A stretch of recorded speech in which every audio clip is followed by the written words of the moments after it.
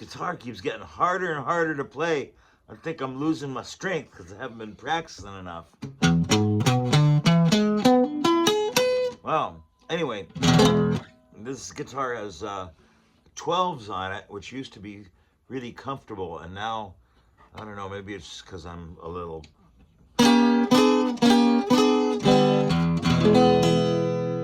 Anyway, so let's look at a couple of the things I was doing there.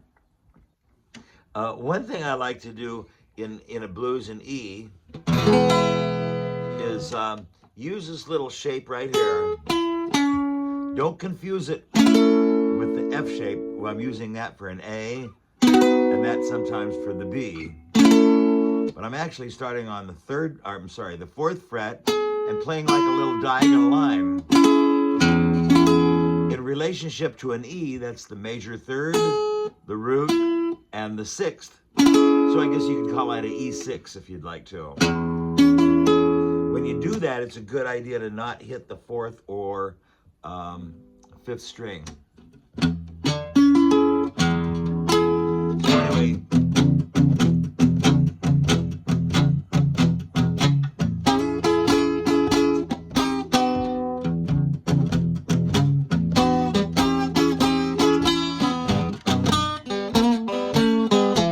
actually, this has kind of a sweet sound. It's like, because it's got some of the notes of a major pentatonic in it.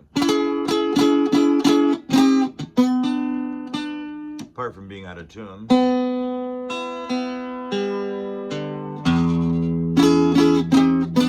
So then if you do, actually it's very cool to like lower this a whole step. Kind of reminds me of playing steel guitar a little bit. Another cool thing you can do, which is using, like, think of your E9 chord. You got that, and you got that. You can also see your an E chord right there. Always see how these licks or these little shapes fit into the chords that you already know.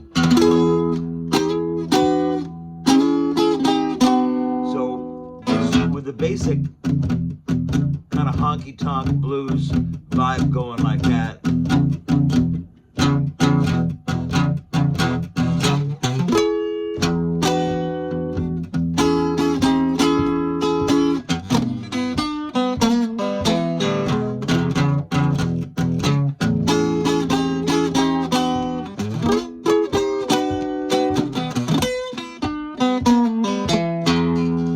How these sounds kind of sweet, and then when you go into the minor pentatonic with a little blue note in there, a little flat 5,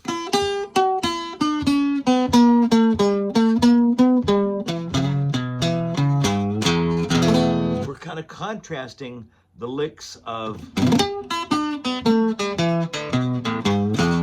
sound kind of mean to this nice major pentatonic.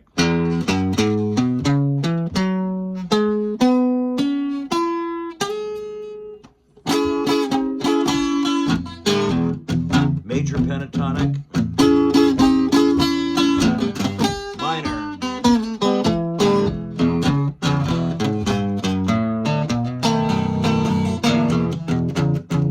people ask a lot of times, what am I doing down here? I'm really picking kind of hard because I've got the strings muted. So I'm muting the string right about in there. You have to feel it out yourself and figure where's a good spot for you. But when you mute the string, of course, you probably don't want to do it that much, but mute the string, you can dig in harder with the pick and get a nice little snap thing going.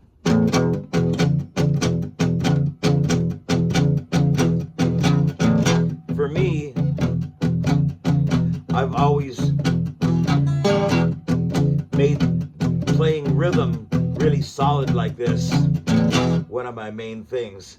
I spent a lot of time playing electric bass in rock and roll bands, which definitely taught me a good respect for keeping really solid rhythm, locking in with the drums, and also I spent a lot of time playing bass with a boogie woogie piano player who was busy.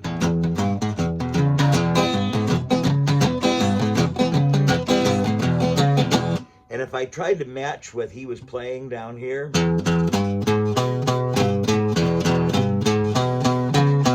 I mean, it wasn't consistent. It would always sound sloppy. So I realized what I had to do on the bass was just go bum, bum, bum, bum, bum, bum, bum, bum, bum, bum, and let him do all the fancy stuff. Sometimes when you're swinging like that, it's cool for the bass to go to halftime. So you gotta,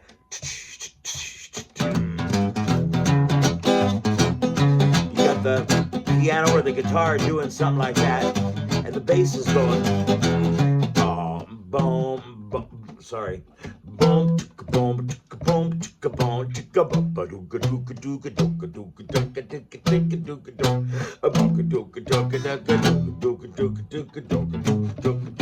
and it's cool also, I think, when the drums, instead of playing boom, bap, boom, bap, boom, bap, boom, bap, boom, bap, boom, bap, chicka, boom, chicka, bap, chicka, boom. When the drums play in halftime against a busier eighth note feel on the guitar. I don't know, just a couple of the things I've gained from the experience of playing in those situations. What was I going to say? Oh, so think about the way you play an A7 chord. You can play it like that. And you can make it you can add this flat 7 up on top by doing that. Here's a lick that I've always done. I slide in from hitting the open strings and then come into that from a half step below it and then hit the open E, that note right there, that F sharp, which is the 6th relative to an A, and then there's my flat 7. So the lick might be, I'm an A,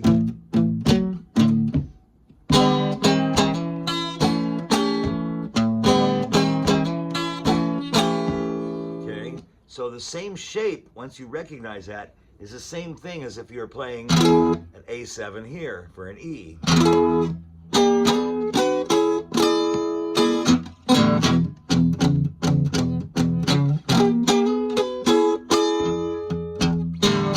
Here's my A.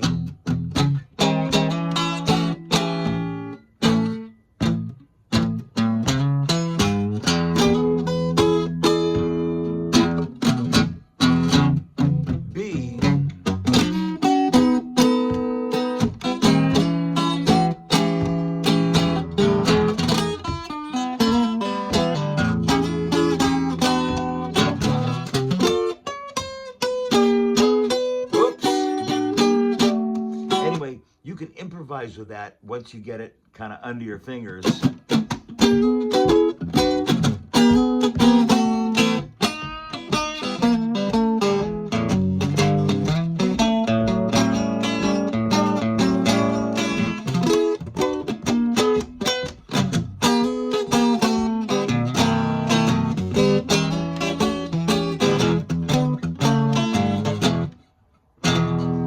All right, until next time.